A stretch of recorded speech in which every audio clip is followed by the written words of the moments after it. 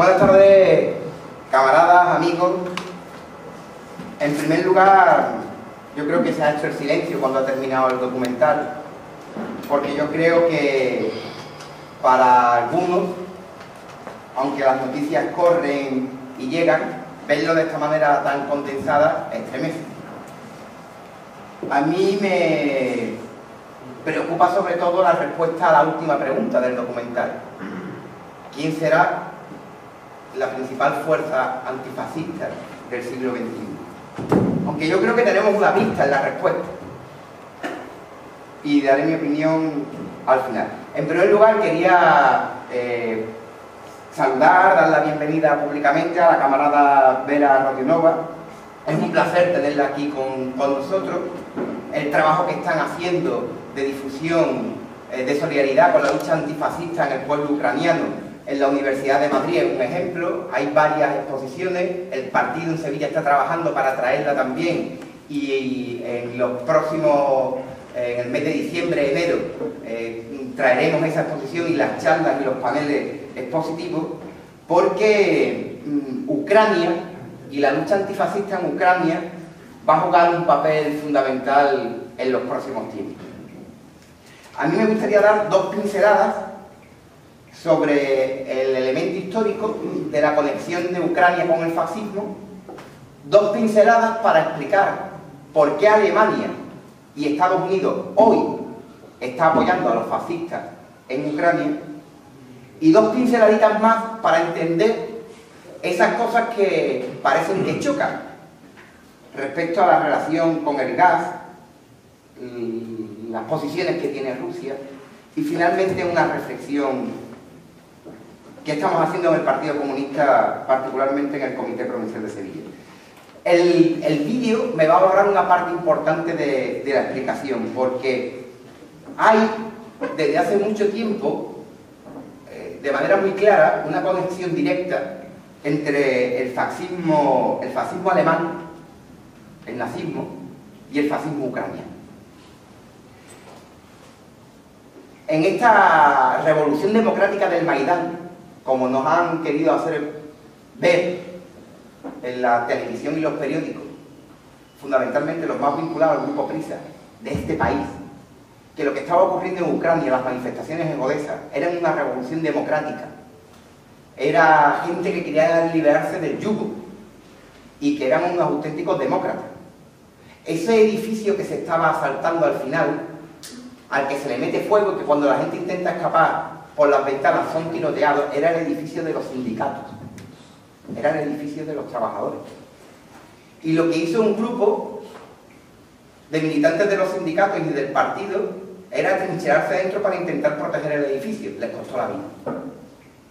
Esos que estaban tiroteándolo fuera, aquí han sido presentados como demócratas, como la esperanza de Europa, para justificar que España, con todos los españoles y nuestros impuestos, contribuyeran al Fondo de Solidaridad con Ucrania puesto en marcha por Alemania a partir de una iniciativa de la Comisión de Finanzas del Consejo de Europa y ratificado por el Parlamento Europeo, que tenía que sufragar los gastos de la lucha democrática en Ucrania.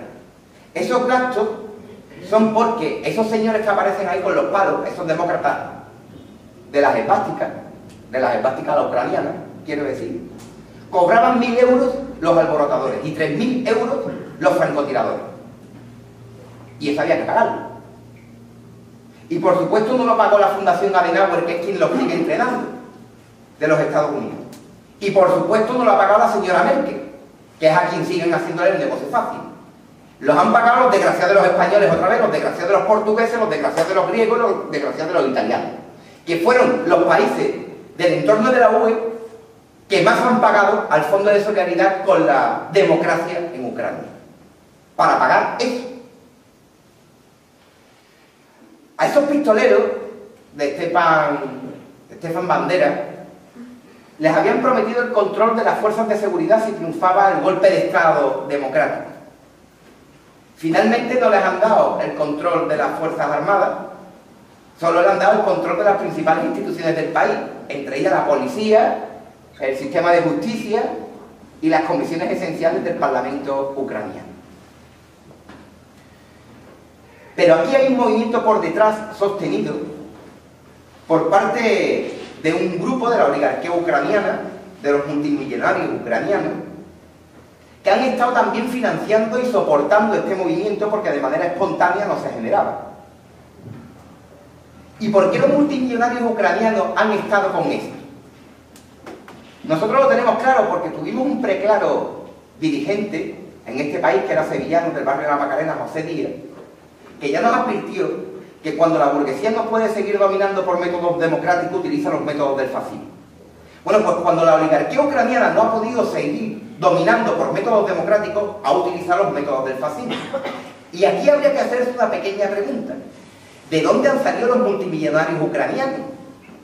Porque Ucrania es un país que sufre una transición del socialismo hacia el capitalismo y sin embargo de la noche a la mañana empiezan a aparecer multimillonarios. ¿De dónde salían? Por supuesto algunos estaban en el exterior, emigrados y vienen e invierten, pero otros vinculados, por ejemplo, al negocio del gas y del petróleo ucraniano, en el anterior sistema, en el nuevo siguen desempeñando las mismas funciones, pero esta vez en el sector privado, y de repente se convierten en multimillonarios. Curiosamente con un conflicto con Rusia. Porque los señores se dedicaban a robar el gas que venía a Rusia y que tenía que ser vendido en Europa. Directamente lo robaban. La señora Timoshenko fue encarcelada, no porque fuera una gran demócrata, sino porque es que estaba robando el gas de Gazprom. Y Ucrania tuvo que actuar contra ellos. Y como contestación se organiza la primera revuelta aquella naranja que termina en la revuelta del Maidán. Como ustedes verán, todo muy filantrópico y todo muy democrático. A mí me gustaría hacer un par de pinceladitas, aunque me las voy a ahorrar, para explicar la conexión que siempre tuvo el oeste de Ucrania con el nazismo. Ha quedado clara en el reportaje que hemos visto, pero los nacionalistas ucranianos compartían los ideales nazis en cuanto a lo que tenía que ser la pureza de la raza, incluso dentro de los pueblos eslavos, en su particular visión de la guerra, no solo contra los judíos, sino también contra los polacos. Pero hay un par de anécdotas que habría que recordar. Cuando Alemania invade Ucrania para llegar hasta Moscú, estos señores del oeste de Ucrania acogieron como libertadores a los nazis en el año 1941 y realizaron una pequeña contribución a la guerra nazi. Concretamente, aportaron una división completa a la Waffen-SS y 180.000 hombres a otras unidades militares. Participaron en todos los campos de exterminio de judíos, fundamentalmente los que estaban establecidos en Polonia y en la propia Ucrania. Pero para remate del tomate, 30.000 ucranianos de estas unidades, con la brigada antitanque ucraniana a la cabeza, famosa, entre las tropas de la Waffen-SS, fueron los últimos que defendieron Berlín del ejército rojo. Cuando los alemanes se retiraron, se quedaron ellos. Los últimos combates en las calles de Berlín los libraron los camaradas soviéticos contra estos perros nazis ucranianos. Es una pequeña anécdota histórica que convendría recordar para entender lo que viene a continuación. Ucrania es un país que está dividido de alguna manera, y me va a permitir la camarada que lo comprima para no extenderme demasiado, en una zona este, es una zona rica, industrializada, con minas de carbón, a partir de ahí con un fuerte desarrollo de la siderurgia, muy rusófila y muy rusófona. Por otra parte, el centro de Ucrania es una región agrícola, probablemente la región agrícola más rica del mundo y por supuesto de Europa, por las características de fertilidad de la tierra. Alemania y Francia, desde la descomposición de la Unión Soviética en 1991, se han intentado hacer con el control de las tierras a partir de la intervención de fondos buitres. Es más, intentaron comprar las tierras. Lo que ocurre es que como la Constitución de Ucrania, esa Constitución contra la que pelean estos demócratas, impedía la venta de la tierra porque se consideraba patrimonio del conjunto del pueblo ucraniano, optaron por la feliz idea de llevarse la tierra en camiones. Es decir, camiones iban llevándose las tierras negras, porque son por sus características, y color tierra negra, y se la iban llevando en camiones hacia Alemania y Francia. Esto motivó que tuvieran que parar y sacar una ley específica para explicar que la tierra no se vendía ni en parcelas ni en camiones, y originó un conflicto que terminó con una demanda de la canciller Angela Merkel contra el gobierno ucraniano, porque estaban saltándose las condiciones del Tratado de Libre Comercio, que en su primera fase ya estaba siendo aplicado entre la Unión Europea y Ucrania. Como comprenderán, eso de que el Tratado de Libre Comercio al que Rusia se oponía tenía un porqué, porque es que estaba en juego la propia tierra de los ucranianos, más otra serie de cosas accesorias que vienen por detrás. El sur de Ucrania, que tiene y está compuesto fundamentalmente por la península de Crimea. Claro, un pequeño problemilla para los nazis ucranianos, porque ahí está la principal flota de la Armada rusa desde tiempos inmemoriales, porque desde los tiempos del zar la flota del Mar Negro radica allí, en Crimea y Sebastopol, y es después de la Segunda Guerra Mundial quien le hacía el contrapoder a la sexta y la séptima flota norteamericana. Un pequeño detalle sin importancia, es que los ucranianos allí se encontraban con un problemilla militar, pero los rusos se encontraban con otro. Si las bases militares rusas, con sus submarinos y sus barquitos, caían en manos de los nazis ucranianos, imaginaos el problemilla que se le iba a presentar a los amigos del pueblo ruso. Por supuesto, eso no se consintió ni se permitió. Y además porque el propio pueblo crimeano se opuso y se movilizó, porque conocen en sus carnes el tratamiento que los nazis ucranianos del oeste ya le habían dado en 1940 y 41 a la península de Crimea, que fue arrasada, con el objetivo de intentar neutralizar fundamentalmente la flota del Mar Negro soviética y todo lo que estaba alrededor. Pero por encima de todo, la pelea que se está librando en Ucrania es una pelea comercial. El gas ruso es vital para Europa, cubre aproximadamente el 50% de las necesidades de la Europa del Este. Es un gas que no tiene competencia, es muy barato y muy fácil de transportar. A partir de ahí, hay 4 gasoductos que atraviesan Ucrania desde Rusia y que conectan todo el centro de Europa. El gobierno ucraniano es el principal beneficiado, porque a partir de que los gasoductos atraviesan su país, obtiene un gas en unas condiciones tarifarias muy ventajosas y cómodas, y a muy buen precio, pudiéndoselo facilitarlo a la población. Eso antes lo hacía una compañía estatal ucraniana, ahora lo hacen 3 compañías privadas, una de ellas ligada a la anterior presidenta Timochenko, que no solo no vendía el gas a la población ucraniana según los acuerdos establecidos entre Ucrania y Rusia, sino que lo robaba y lo revendía a una o 2 compañías alemanas que se encargan también de la comercialización del gas, para cabreo monumental de Gazprom, porque la ex estatal rusa del gas tenía esos acuerdos para favorecer a la población ucraniana, no para que hubiera un individuo que se hiciera de oro comerciando con el gas que robaba a Gazprom, como ustedes comprenderán, lo cual motivó pues varias disputas que recordarán eran los famosos conflictos que existían en torno al corte de gas, el corte de suministro de gas de Rusia. Aparte de ese precio casi simbólico del gas al que accedían los ucranianos en estas condiciones, bueno, pues el gobierno ucraniano llegó en algunos momentos a decir que no lo pagaba porque no le daba la gana, y frente a eso pues ocurría lo que suele ocurrir en nuestras casas cuando no pagamos la luz y el agua, que por desgracia tienden a cortar. Las disputas entre la compañía ucraniana, distribuidora y exportadora del gas, y la compañía Gazprom sobre los precios y condiciones, y fundamentalmente sobre las deudas no pagadas y el robo masivo de gas, han sido continuos.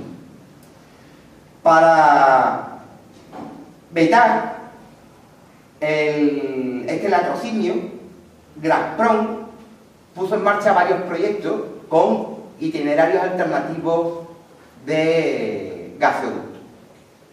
Estos contaron con la oposición radical de Alemania primero y de Francia después, porque en el momento en el que Ucrania perdiera el monopolio de la distribución del gas ruso, fundamentalmente los alemanes no podrían seguir comprando gas robado, que es mucho más barato, como ustedes comprenderán. Y originó una fuerte polémica que intentaron resolver a partir del famoso Tratado de Libre Comercio Unión Europea-Ucrania. Como las cosas no iban como ellos pretendían, pues, y la oligarquía no podía seguir dominando por métodos democráticos, pues empezó a utilizar los métodos del fascismo. Y pasaron de romper las negociaciones a poner coto y cerco al gobierno ucraniano, popularizando una supuesta revuelta democrática que terminó en un auténtico golpe de Estado fascista, que es lo que han visto en las imágenes y que se sigue desarrollando. Ahora bien, eso no ha sido tan pacífico, porque ha habido respuestas. Partes importantes de la población ucraniana, en un combate ideológico, en un combate político, pero también en un combate por la supervivencia, porque son varias las minorías que conviven en Ucrania y que saben cuál es el programa de esos fascistas en caso de que consoliden su poder, se han opuesto. Y de manera muy fuerte, y siguiendo el ejemplo de la República de Crimea, en todo lo que se conoce como el Donbass, que no es una unidad, porque hay varias poblaciones y varias repúblicas a su vez populares en construcción, tanto la de Donetsk como la de Lugansk, la gente se ha armado para hacer frente al fascismo. Y se han armado en las perspectivas no solo de defender su pueblo, su tierra, sino de defender su libertad, y muchos de ellos defendiendo el socialismo. Hace poco, además, nos llegaron las noticias de la constitución del Partido Comunista de la República Popular de Donetsk, al que desde aquí ya saludamos en su momento, y la iniciativa se va extendiendo al resto de los territorios liberados del Donbass. Camaradas, lo que está ocurriendo en Ucrania en el siglo XXI es exactamente lo mismo que ocurrió en España en los años 30. La crisis estafa del capitalismo en su versión imperialista, cuando no puede seguir dominando por métodos democráticos, impone la solución totalitaria fascista. España fue la antesala en los años 30, el primer sitio en el que en los campos de la batalla se enfrentaron la libertad contra el fascismo, el socialismo contra la barbarie. Igual que hoy, no eran militares profesionales los que se enfrentaron a los militares fascistas, fueron milicianos. Los que defendieron y consiguieron convertir el intento de asalto sobre Madrid en la batalla de Madrid fueron muchos sevillanos, muchos onubenses, muchos cordobeses y malagueños, que fueron de donde salieron las primeras unidades de las milicias antifascistas obreras y campesinas. Aquello fue la antesala del combate final que se desarrolló durante la Segunda Guerra Mundial. Los comunistas españoles nunca olvidaremos el apoyo que en la lucha por la democracia y contra el fascismo recibimos del pueblo ruso y también del pueblo ucraniano, donde muchos cayeron en los campos de combate españoles enmarcados en las brigadas internacionales que defendieron la República Española. Hoy hay comunistas republicanos españoles luchando en Donbass, devolviendo probablemente el favor histórico. Dentro de poco tendremos la oportunidad de contar con algunos compañeros que están viviendo esa experiencia allí cuando terminen su misión. Y podrán contar en vivo y en directo lo que nos van transmitiendo a través de sus mensajes y sus correos. Al margen de disquisiciones políticas, al margen de coyuntura, ellos son conscientes de que están defendiendo la libertad para el conjunto de Europa, no solo para Ucrania. Ucrania es el primer escalón, como lo fue España. Y habría que intentar contestar a la pregunta que el documental nos daba. ¿Quién será la fuerza antifascista fundamental del siglo XXI? Yo creo que en el siglo XXI será la misma fuerza que lo fue en el siglo XX. La clase obrera y los sectores populares concienciados. Porque no hemos olvidado la enseñanza de nuestros mayores. Y porque fundamentalmente, hoy 20 de noviembre, en el que tenemos pasiones encontradas. Porque por un lado, es un día para los antifascistas españoles importante. Conmemoramos el aniversario de la muerte del mayor cabrón que ha dado la historia de este país, que fue Francisco Franco. precedido de cerca por el otro, que fue el fundador de Falange Española. Pero hoy también se nos ha muerto la duquesa de Alba. Hoy el sistema de propiedad de la tierra en Andalucía sufre un fuerte zamarreón, porque probablemente las tierras de la duquesa, la mayor propietaria de tierra fértil cultivable de Andalucía, pase de una mano a 2 o 3, con lo cual el sistema de concentración algo se va a resentir. Aparte, el Betis ha perdido una socia, es lo único que me muere. De todas formas, no pasa nada, porque seguimos siendo más de 32.000, o sea que una menos tampoco la vamos a echar en falta. Pero aparte de ese sentimiento encontrado, hoy la oligarquía española, la burguesía española, todos los poderes de este régimen monárquico bipartidista están pasando por Sevilla para rendir pleitesía a una de sus más eminentes y egregias representantes. Pues hoy, aquí los comunistas españoles, sevillanos, la gente progresista, la gente de izquierda, le da la bienvenida a la compañera Vera para que a través del Comité de Solidaridad con Ucrania en Madrid transmita al pueblo ucraniano y a los defensores de la libertad y el antifascismo en Ucrania que estamos con ellos y que aquí seguiremos levantando el grito y la bandera de no pasar nada, ni en Ucrania ni en España. Gracias.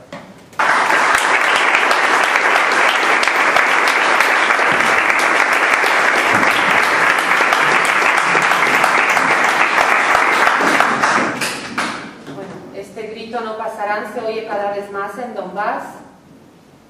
Ahora mismo, en estos momentos, hay alrededor de 10 compañeros luchando ahí españoles en diferentes unidades, en diferentes batallones.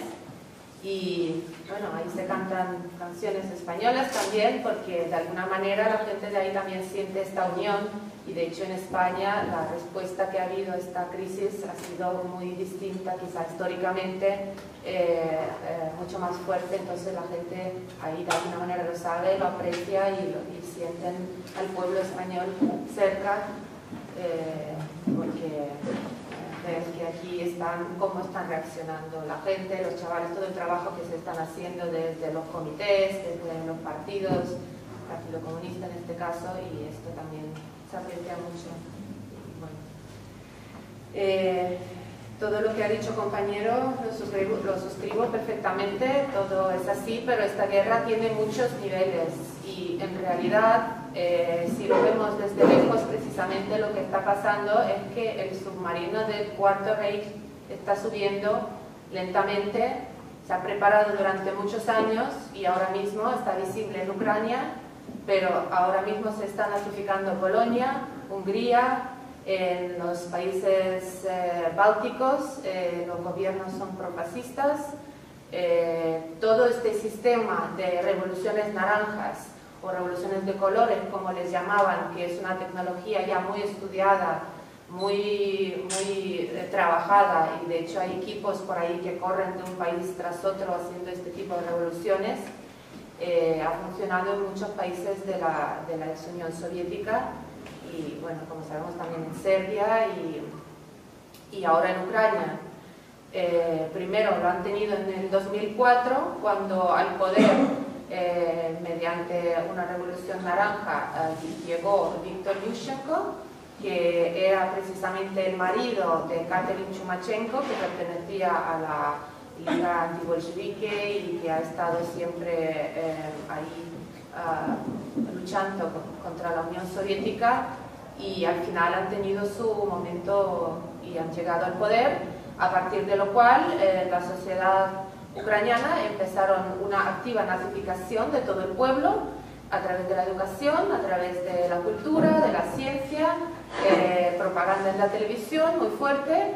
Y de hecho esto ya empezó desde el año 91, cuando se desintegró la Unión Soviética, y ahora mismo se puede decir que ha crecido una generación que no sabe la historia, que les han cambiado completamente la historia,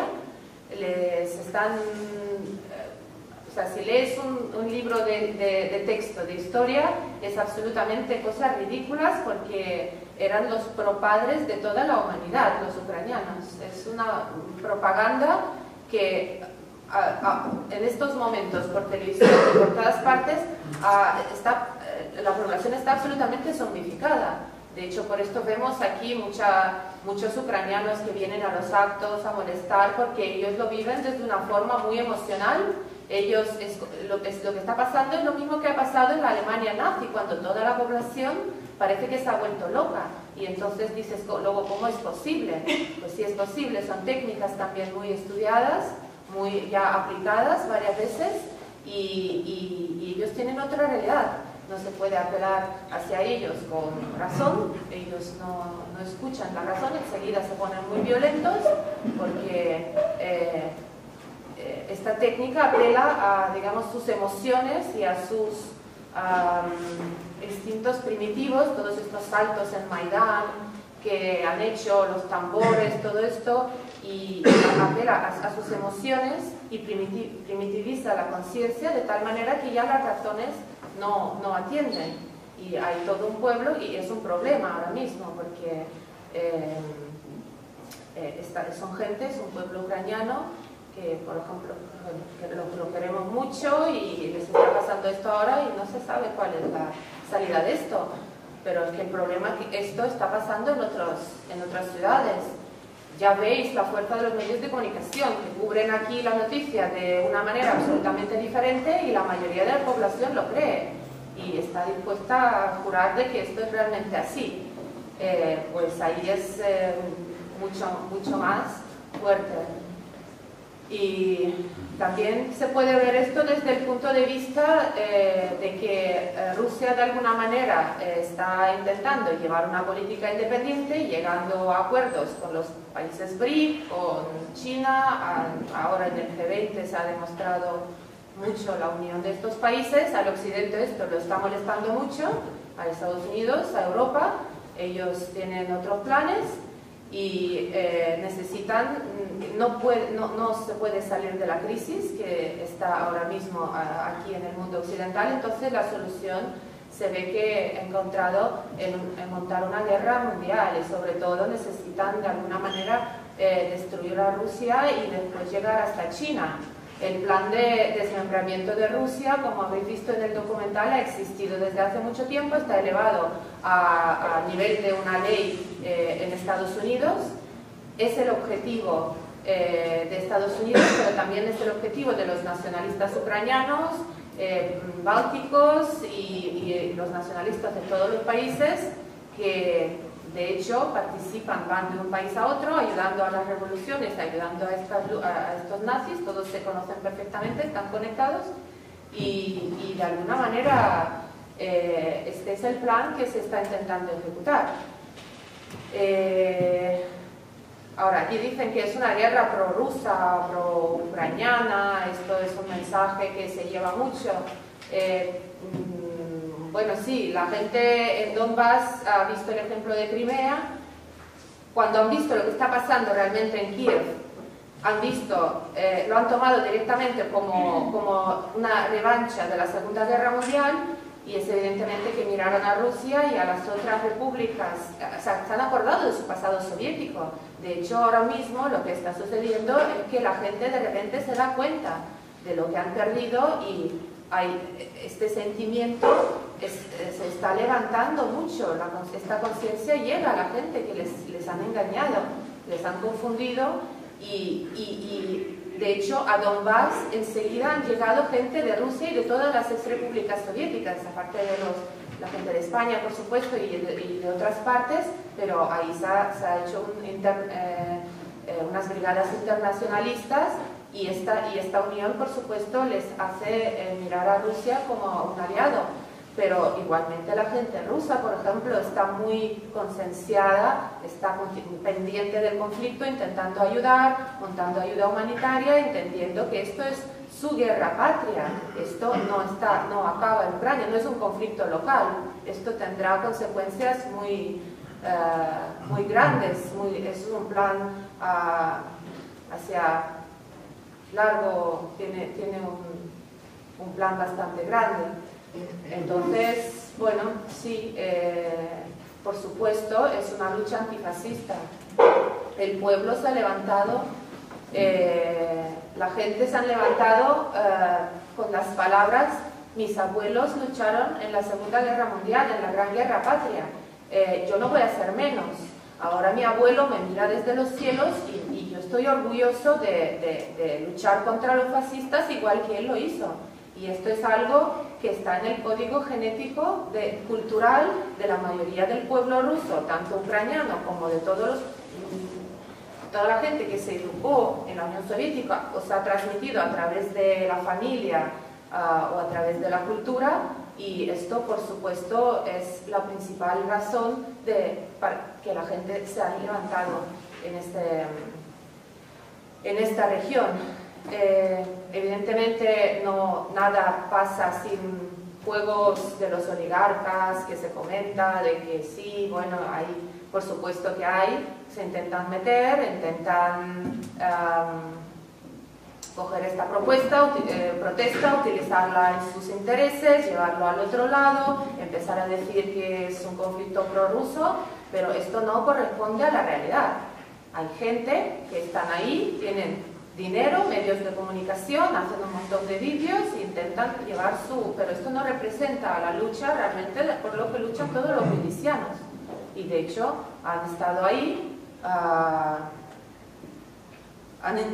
en este verano, precisamente, las fuerzas que han intentado, al principio, por lo menos en Donetsk, de liderar la protesta, sabemos quiénes son personas directamente relacionadas con la inmigración blanca y los colaboradores de Hitler durante la Segunda Guerra Mundial. Se les ha echado de ahí, ya no están en el gobierno, no están para nada representados ahí en las repúblicas. Y ahora mismo digamos, el proceso se está encauzando y han habido elecciones. Ahora mismo las milicias están formando un ejército regular, lo cual está restableciendo de alguna manera la legalidad.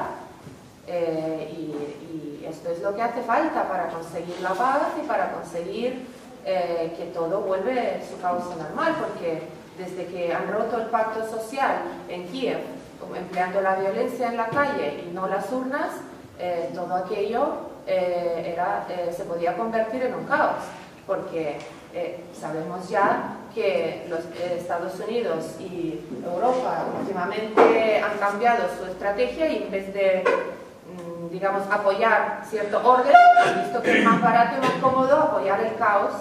Y esto es lo que están aplicando en todos los países donde intervienen, tanto en los países árabes como ahora mismo ahí.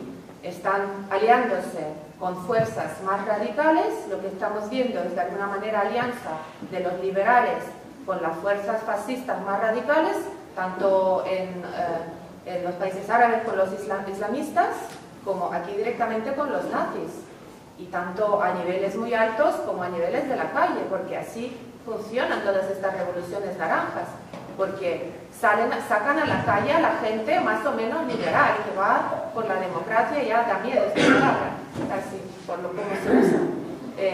Salen a la calle con mejores ideas, por supuesto engañados, y ahí es cuando las fuerzas de choque, en el caso de Ucrania, en Maidán estaba la gente que protestaban, probablemente era una protesta justa, y unas fuerzas radicales militarizadas desde Grushevskaya, desde la calle Grushevskaya, han venido y han empleado la fuerza.